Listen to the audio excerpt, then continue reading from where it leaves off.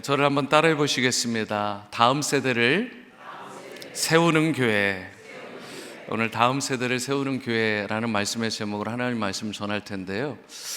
뒤에 화면이 지금 나간 건가요? 모니터가 아예 꺼져 있는데 좀 미디어부 수고 많으신데 한번 좀 켜주시면 좋겠습니다. 5월 둘째 주일은 무슨 주일로 우리가 섬기죠? 어머니 주일, 마더스데이로 우리가 드려지게 되고요. 또 6월 셋째 주일은 Father's Day, 우리가 아버지 주일로 또 섬겨지게 됩니다.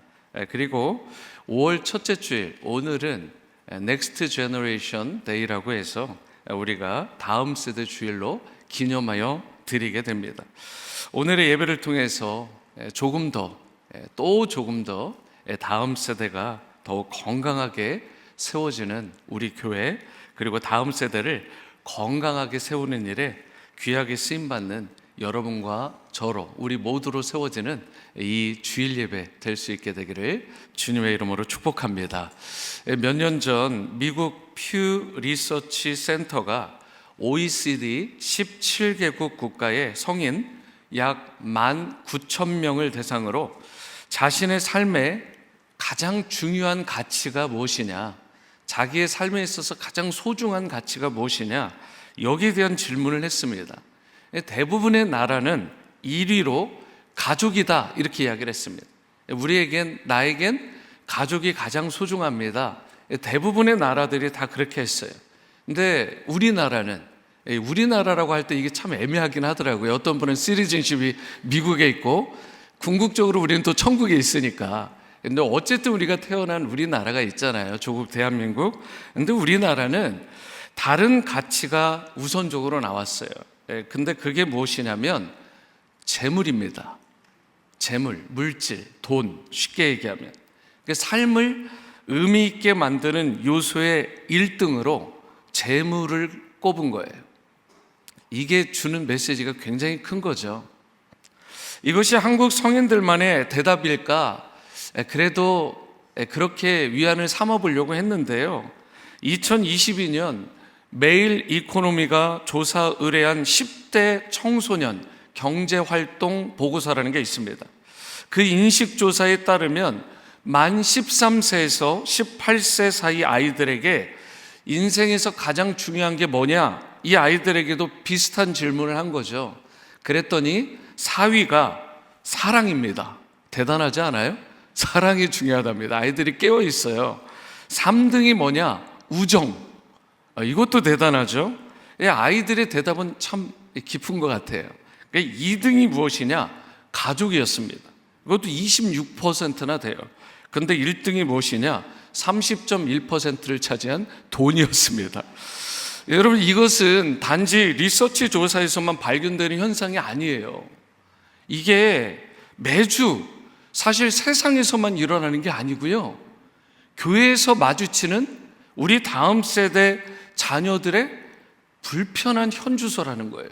근데 왜 그러냐면, 어느 목사님이 청소년 연합집회에서 말씀을 전하러 갔어요.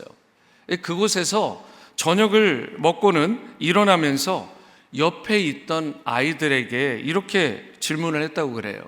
얘들아, 오늘 저녁 집회 마치고 뭐 사주면 좋겠니? 이렇게 물으니까 그때 당연히 아이들은 피자나 치킨이요 이렇게 얘기할 줄 알았대요. 그런데 아이들이 이런 당황스러운 대답을 했다고 합니다. 아파트요, 땅이요. 그래서 이분이 좀 마음이 좀 이상해서, 아이들이 물론 장난으로 한 거긴 하지만 그 자리에 일단 다시 앉았대요. 대화를 했답니다.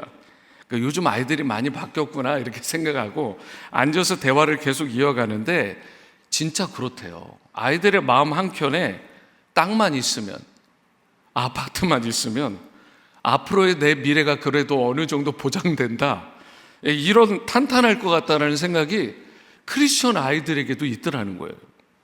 성경을 보면, 그런데 여러분, 일관되게 자녀 세대가 하나님을 믿고 살아가는 데 있어서 1차적인 책임이 부모에게 있다고 그러거든요.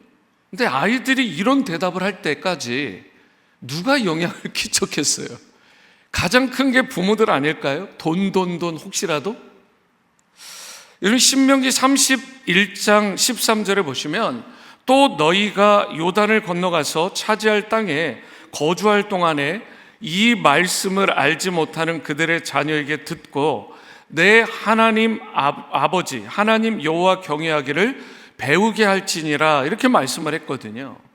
그러니까 가나안 땅에 들어가는 것, 이거 중요하죠.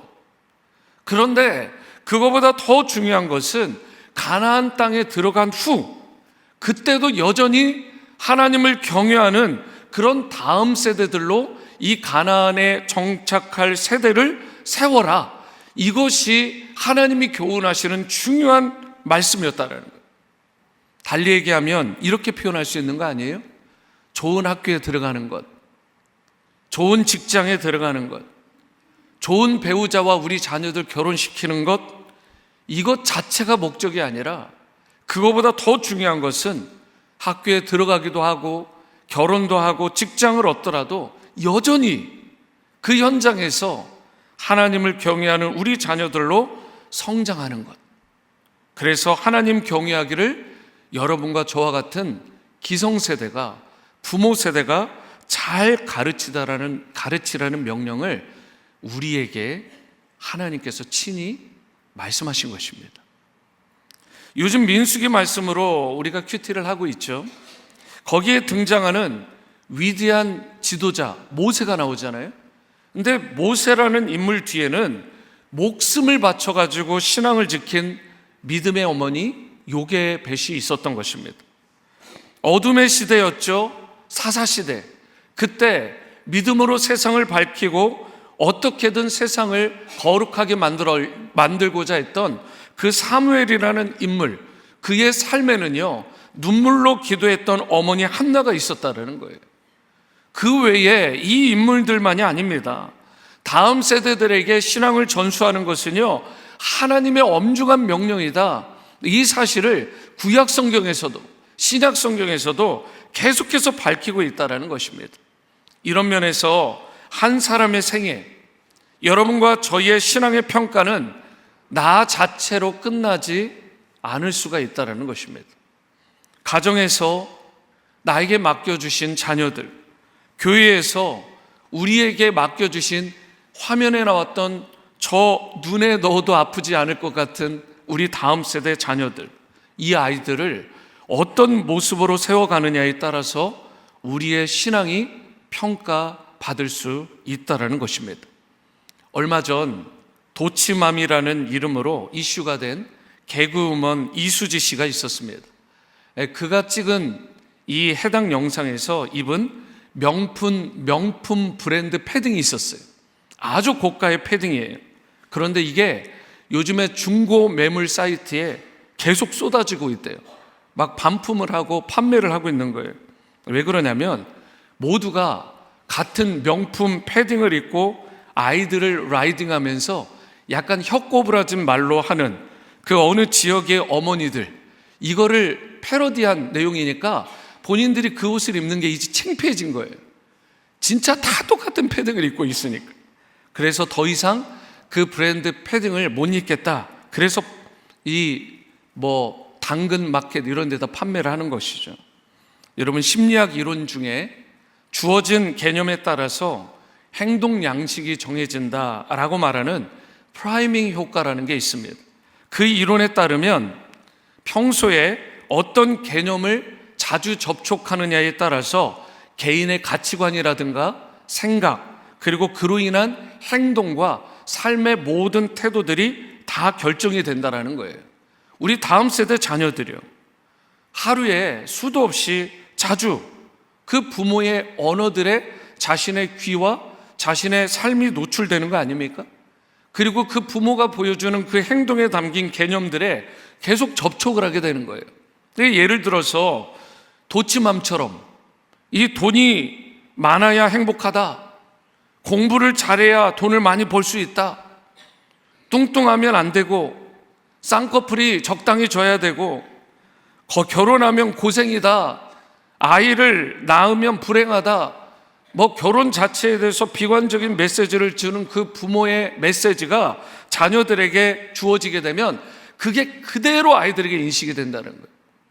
그리고 그 인식된 개념은 아이들의 생활 양식으로 그대로 뿌리 내려지게 된다는 것입니다. 다음 세대 자녀들에게 물려줄 수 있는 여러 가지가 있죠. 그런데 여러분, 그 중에 최고가 뭘까요? 저는 그것은 신앙이라고 생각합니다. 하나님을 믿고 경외하는 참된 신앙을 물려주고 우리 다음 세대 자녀들이 그 신앙을 잘 간직할 수만 있다면 우리 자녀들에 대해서 솔직히 특별히 걱정할 게 없습니다. 하나님께서 우리의 자녀들을 끝까지 책임져 주실 것이기 때문입니다. 그런데 요즘 안타까운 사실은 오늘날 한국에 주일학교가 없는 교회가 절반 이상을 넘어섰습니다. 두 교회 중에 한 교회는 아예 아이들이 없어요. 청년부가 없는 교회는 더 많습니다. 청년들의 복음화율은 지금 더 심각합니다. 10% 이하로 떨어져 버렸어요. 만약 교회에서요, 주일학교 아이들, 우리 유스 자녀들이 북적대는 것을 보는 게 희귀해진다. 그럼 교회의 미래가 어떻게 될까요? 여러분 암담하지 않습니까? 다음 세대를 세우는 영적인 계승에 실패하면 교회는 계속해서 결국은 죽어가는 교회, 쇠퇴하는 교회가 될 수밖에 없는 거잖아요. 영적인 계승, 다음 세대에게 바톤을 이어주는 이 문제는요, 교회의 존폐가 걸린 아주 중요하고도 심각한 문제인 것입니다. 그런 의미에서 다음 세대를 세우는 일은 해도 되고 안 해도 되는 그런 문제가 아닙니다. 교회의 생명과 모든 가치를 걸고 이 문제에 관심을 저와 여러분들이 집중해야 되는 것입니다. 미래가 있는 교회는 다음 세대를 일으켜서 세우는 적극적이고 능동적인 교회인데요. 그렇다면 다음 세대를 세우는 교회가 되기 위해서 여러분과 제가 어떻게 해야 될 것인가? 우리가 어떻게 해야 될 것인가? 첫 번째로요, 다음 세대를 감싸 안는 문화가 필요합니다. 다음 세대를 임브레이스하는 그런 문화가 필요하다는 거예요. 시편 128편 3절을 보시면 내 집 안방에 있는 내 아내는 결실한 포도나무 같으며 내 식탁에 둘러 앉은 자식들은 어린 감람나무 같으리로다 라는 귀한 말씀이 있죠. 근데 여기서 자녀들에 대한 부분만 보면 자녀들을 어린 감람나무다 이렇게 이야기를 하고 있습니다. 그런데 어린 감람나무의 특징을 보니까 어떤 특징이 있다고 하냐면 스스로 줄기를 땅에 박아서 자라지 않고요, 오래된 고목나무에 거기에다가 붙어가지고 자라난다고 그래요. 그러니까 무슨 말이냐면 주위가 아무리 가물어도요, 이 뿌리 깊은 오랜 나무를 통해서 그 생명수, 그 영양분을 계속해서 받고 자라라는 게 어린 감람나무의 특징이라는 거예요. 마찬가지로 아무리 이 세상이 흔들리고 메말라 보여도 가정에서 부모가, 그리고 교회에서 부모 세대된 저와 여러분들이 어른 세대가 지속적으로 생명의 말씀을, 그리고 은혜를 우리 자녀들이 공급받아서 자랄 수 있도록 잘 도와준다면, 이러한 부분들을 잘 책임져 준다면 여전히 영적으로 피폐한 시대 가운데서도 우리 다음 세대 자녀들이 푸른 감람나무처럼 아름답게 성장하고 결실하는 그러한 자녀들로 세워질 수 있다는 것입니다. 이처럼 부모 세대는요, 다음 세대를 감싸 안아주어야 됩니다. 우리 자녀들이 푸른 감람나무로 아름답게 성장할 수 있도록 자주 안아주고 도와주고 세워줘야 되는 것입니다. 아이들을 이해해주고 존중히 여겨주고 마음껏 축복해 주어야 되는 것입니다. 그리고 어디서든 다음 세대를 이해해주고 존중히 여기는 문화, 안정감과 축복의 문화가 형성되어 있다라는 이 사실을 우리 다음 세대들이 느껴야 그 교회는 계속해서 자연스럽게 아이들이 모이는 교회가 될 수 있게 되는 것입니다. 영적인 대를 이어간다. 여러분, 이게 얼마나 중요한가? 이거 모르는 분 아마 없으실 것입니다. 그런데 교회사를 보면, 교회 역사를 보면 한 교회가요, 100년 이상 영광스럽게 쓰임받았던 그 예가 그렇게 많지가 않아요. 무슨 말이냐면 여러분, 강력한 부흥을 맛보았던 교회조차도 100년 이내에 거의 어김없이 쇠퇴의 길을 걷더라는 거예요. 가까이는요 30년, 40년도 채 못 되어서 그 정도만 되어도 교회가 쇠퇴의 길을 걷더라. 여러분, 우리 워싱턴 지구촌 교회가 51주년이 됐어요. 그러니까 이쯤 되면 우리가 자각해야 될 게 있어요. 이 경각심을 가져야 될 것이 있습니다. 우리도 혹시나 다음 세대를 향한 인식이 없이 기성세대 중심으로 우리 교회가 됨으로 말미암아서 우리가 다음 세대를 책임지지 못하는, 안아주지 못하는 그곳으로 교회가 혹시라도 쇠퇴의 길로 나아가고 있지는 않은지. 유럽 교회들의 쇠퇴와 미국 교회들의 쇠퇴가 대표적인데요, 쇠퇴하는 서구 교회에 가보면 아주 소수의 노인분들만 거기 앉아 계세요. 아주 몇 분만 앉아 계십니다. 결국 어떻게 될까요? 그분들이 돌아가시면 그 교회 문 닫는 것입니다. 대부분이 그래요. 나중에는 그 건물 팔리겠죠.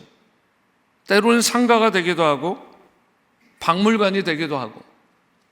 제가 1998년부터 2001년까지 유럽에 있을 때 충격적인 장면을 봤는데, 그때 교회가 이미 박물관이 되고요, 그리고 이런 카페나 술집으로 이미 변화된 사례를 여러 건 봤습니다.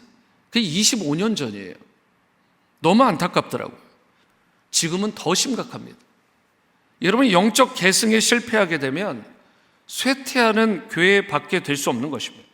솔직히 교회마다 칠드런들이 예전처럼 없다고들 하고 또 유스들이 주변에 없다라고 말할지 모르지만, 정말 우리 주변에 칠드런들이, 유스들이 없을까요? 유스와 칠드런들을요, 세상에 사실 많이 빼앗긴 거 아닙니까? 한 90%는 지금 세상에 빼앗긴 거예요. 만약 교회가 영적인 계승에 실패하면 교회는 결국 문을 닫을 날만 기다리는 안타까운 신세가 되고 마는 것입니다. 그런데 이게 서구 사회의 문제만이 아니라고요. 지금 한국교회, 이민교회, 이 영적인 세대의 계승 문제, 이 부분이 위험 신호가 감지된 지가 오래되었습니다. 한국의 경우에는 이념의 갈등, 좌우 갈등, 동서의 갈등, 남북의 갈등 등 여러 갈등의 요소들이 있지만, 사실 가장 심각한 요소 중에 하나가 무엇이냐?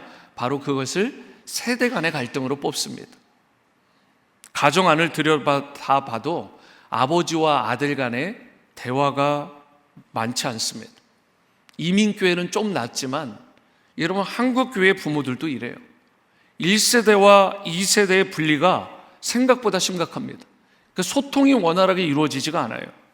신앙의 전수라는 게 그래서 불가능해지는 것입니다.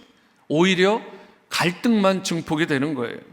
가정도 그렇지만 교회도요, 자녀 세대와 부모 세대 간에 원활한 소통이 되어야 돼요.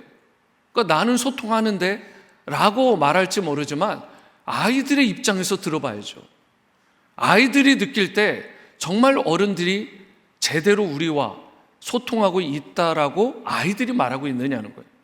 주일학교가 어떻게 운영되고 있는지, 3부 예배 때 또는 2부 예배 때, 그리고 유스는 얼마나 있고 지금 EM은 얼마나 되고 어떻게 영적인 계승들이 이루어지고 있는지, 기성세대가 우리가 적극적으로 관심을 가져야 되는 것입니다. 교회의 역사가 오래되면 대개 교회의 문화가 어떻게 되느냐? 어른들 중심으로 됩니다. 그러다 보면 청년들, 우리 아이들이 파고들 수 있는 문화가 없어요. 이런 이야기예요. 이 정도면 훌륭하지. 근데 아이들에게는요, 너무 아웃데이트 되는 거예요. 여러분, 이런 것들을 우리가 무시하면 안 되는 것입니다. 아이들의 눈높이에서 봐야죠.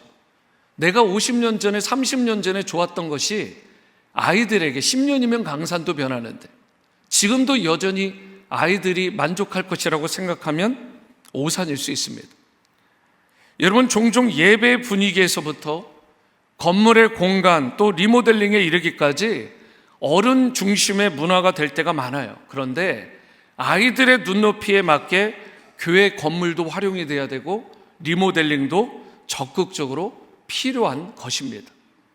물론 건물적인 부분보다 더 중요한 것은 교회 곳곳에서 우리 다음 세대 아이들을 인브레이스, 격려하고 안아주고 또 포용하는, 그렇게 따뜻하게 축복하는, 그래서 그들이 얼마나 다음 세대 리더들로서 중요한 위치에 있는 교회인가, 그런 공동체인가를, 그런 감싸 안는 문화인가를 아이들에게 제대로 느끼게끔 도와줘야 되는 것입니다. 그러므로 우리 워싱턴 지구촌 교회에서 다음 세대 자녀들을 감싸주는, 잘 감싸 안아주는 그런 문화가 교회 곳곳에서 자연스럽게 흘러나갈 수 있게 되기를 주님의 이름으로 축원합니다. 두 번째이자 마지막으로 다음 세대를 세우는 가정과 교회가 되려면요, 다음 세대에 선한 영향력을 끼칠 그런 좋은 부모 그리고 좋은 교사가 필요한 것입니다. 다음 세대를 세움에 있어서 다음 세대의 실제적인 만남을 이루어가는 그런 부모, 그런 교사들, 이런 분들에 대한 준비가 매우 중요하다는 거예요. 그래서 17절을 보시면 하나님이여 나를 어려서부터 교훈하셨으므로 이렇게 말씀을 합니다. 그러니까 부모는 어려서부터 아이들을 신앙적으로 양육하는 걸 힘써야 되는 거예요. 그러니까 유대인의 문화를 보면 아주 어릴 때부터 철저히 신앙교육을 시키잖아요. 그러니까 나라가 거의 2000년 동안이 없었는데도 신앙의 계승 때문에 그 나라가 다시 저렇게 회복된 것입니다. 잠언 22장 6절에요, 마땅히 행할 길을 아이에게 가르치라, 그리하면 늙어도 그것을 떠나지 아니하리라 라고 말씀을 하잖아요. 강조되는 게 뭐예요? 어린 아이일 때부터, 자녀들이 어릴 때부터 하나님의 말씀을 부지런히 가르치라는 것입니다. 그러니까 일부에 계신 분들은 조부모님들이 많잖아요. 조부모님들은 어떻게 해야 될까요?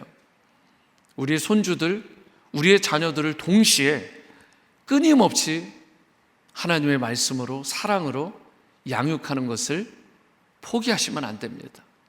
부지런히 하셔야 돼요. 그리고 실제로 그런 기도의 제목을 내놓는 귀한 분들이 이곳에 참 많으세요. 여러분, 하나님의 관심은요, 내가 신앙생활을 잘하는 것도 관심이 있으시지만 그와 함께 내 신앙이 우리 자녀들에게, 우리 손주들에게 자연스럽게 흘러가는 것, 어쩌면 여기에 관심이 더 많으실 수 있어요. 그런 면에서 부모의 직업이라든가 사업을 물려주는 것도 중요하지만 신앙을 물려주는 것은 너무나 소중하고 중요한 것이라는 것입니다. 물론 우리가 하나님 앞에 신실하게 사는데도 불구하고요, 자녀들이 종종 곁길로 가는 경우가 있습니다. 저도 저희 자녀들 양육에 대해서 자신 못하겠어요. 그러니까 늘 두렵고 떨림이 있어요. 그러니까 하나님 앞에 최선을 다하지만 종종 그럴 수 있죠, 아이들이. 그러나 언제나 여러분과 제가 확신하고 확인해야 될 게 있어요. 그게 뭐냐? 내가 먼저 하나님 앞에서 제대로 살아가고 있는가? 코람데오 하나님 앞에서 내가 정말 제대로 된 믿음의 바른 길, 정도를 걸어가고 있는가? 이 부분이 확실하면요, 언젠가 여러분과 저의 자녀들, 또 우리의 손주들은 그의 아버지가 갔던, 그의 할아버지가 갔던, 또한 그의 어머니, 그의 할머니가 갔던 그 길로 반드시 나아가게 될 줄로 믿습니다. 종교개혁 시대 때의 신앙 고백 가운데 이런 고백이 있었어요. 가정은 하나님께서 명하신 신앙 전수의 핵심적인 장이고, 부모는 자녀가 하나님을 알고 교회의 일원이 되도록 안내하는 역할을 위해 부여받았다. 존 칼빈도 이런 이야기를 했습니다. 가정이 작은 교회임을 강조했고요, 그러면서 부모는 기독교의 신앙 내용은 물론이고 지속적인 신앙 성장, 그 성화의 과정을 자녀에게 보여주면서 가르쳐 줄 책임이 있다라는 그런 말을 했습니다. 그래서 티모시 폴 존스라는 분이 구체적인 신앙 전수의 실천으로 이런 것을 제안했어요. 부모가 자녀에게 일상에서 정기적으로 신앙 대화를 해라. 영어로 보니까 faith talk, 신앙 대화를 제안을 했어요, 이분이. 그러니까 이것은 삶에 일어나는 그런 다양한 이슈들, 다양한 일들을 자녀가 어떤 생각으로, 어떤 가치관과 사상으로 그것을 해석하고 거기에 반응하며 살아가는지를 계속해서 대화하면서 점검해 주라는 것입니다. 그래서 신앙적으로 그런 것을 잘 권면해 주라는 거예요. 그리고 이 시간에 부모가 반드시 지켜야 될 중요한 팁이 있는데, 그것은 자녀의 말을 함부로 판단하거나 평가하려고 하면 안 된다는 것입니다. 그러니까 쉽게 얘기하면 이런 거죠. 라떼는 말이야, 이런 말이 될 수 있다는 의미잖아요. 그러니까 서양이나 이 동양 쪽이나 다 마찬가지. 너무 막 이렇게 누르지 말라는 것입니다. 도리어 공감해주고 수용해주고 부드럽고 긍정적인 격려의 자세로 권면하는 것이 필요하다는 것입니다. 그러한 신앙 대화의 순간들이 모이고 또 모여서 되는 게 뭐냐? 자연스럽게 우리 자녀들의, 우리 손주들의 심령 가운데 믿음이 자라게 된다는 것입니다. 그렇다면 교회는 어떤 부분을 또 실천할 수 있을까요? 플러신학교에서 청소년 사역과 가정 사역을 가르치는 파월 교수님이라는 분이 오늘날 청소년 사역의 패러다임이 1대5에서 5대1로 바뀌었다, 이런 부분을 강조하셨어요. 이 교육학의 전문가니까 이게 맞겠죠. 시대를 바로 보고 있겠죠.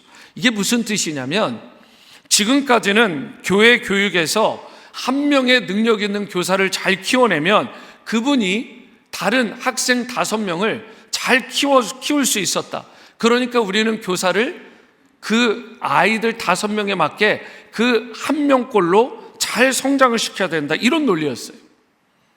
그런데요, 이제는 바뀌었다는 거예요. 영적인 영향력을 줄 수 있는 5명을 제대로 키워놔야 한 명이 다음 세대가 제대로 성장할 수 있대요. 그 정도로 치열한 시대가 된 것입니다. 이게 5대1 모델입니다.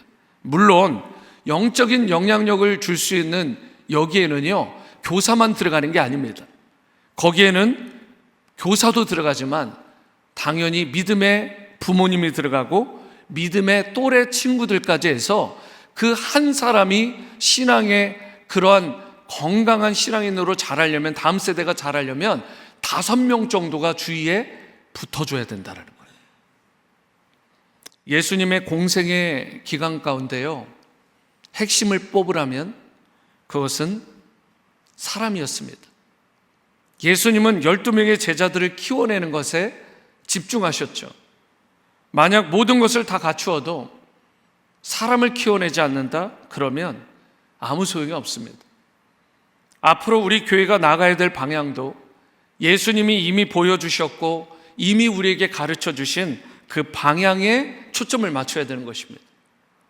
하나님의 사람들이 정치, 경제, 사회, 문화, 교육, 그리고 교회의 영적인 영역에 탁월한 그런 리더들이 배출될 수 있도록 하는 것은 저절로 되어지는 게 아닙니다. 우리 안에 정말 소중한 그 믿음의 사람들을 키워내고자 하는 강력한 의지, 관심, 그리고 투자, 그리고 기도가 필요한 것입니다. 누가복음 23장에서 예수님이 이렇게 말씀하셨어요. 너희와 너희 자녀를 위해 울어라. 너희와 너희 자녀를 위해 울어라. 사랑하는 성도 여러분, 하나님은 오늘 여러분과 저의 신앙의 열정을 물론 보기 원하시지만 우리의 자녀들에게도 매우 깊은 관심을 가지고 계십니다. 이제 우리 교회가 하나님의 나라를 위해서, 또 이 땅을 위해서 크게 기여하는 다음 세대 리더들을 많이 배출해내는 그런 귀한 교회가 될 수 있게 되기를 바랍니다. 다음 세대를 세우는 교회와 가정을 이루는 이 일에 여러분과 제가 자신의 생명을 드리고 손과 발, 또 음성, 보아, 시간을 주님께 드림으로 나를 통해, 우리를 통해, 우리 교회를 통해 주님의 이름이 높임을 받으시고 영광 받으시는 그런 새 역사, 놀라운 역사가 일어나게 되기를 주님의 이름으로 축원합니다.